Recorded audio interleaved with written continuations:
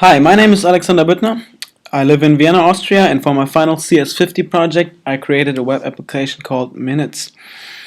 It lets users track the time they spend on their projects, and to do so, it uses HTML, CSS, PHP, a SQL database in the background, and a bit of JavaScript. So, let's get started.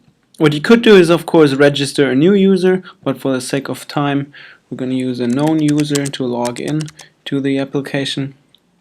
And we'll see the home interface, which shows the current time, and of course this user is currently working on CS50.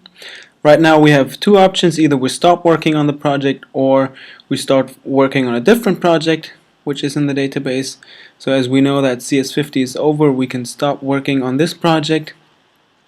And to get an overview of all the projects, we can look in the Manage Projects part, which shows all the projects with the total hours spent and the status, if they are in progress or if they are done.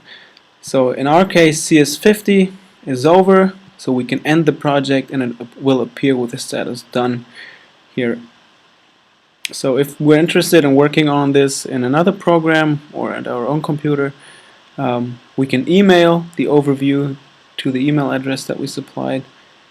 And what we can also do is look at the work history with all the tasks that were completed and the hours spent to complete this task. And we can also email this to our email address.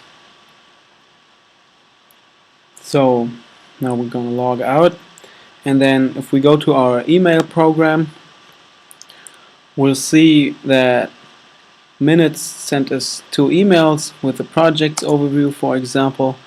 And if we look at this file, we'll see that CS50 is done, and so we can say this was CS50x.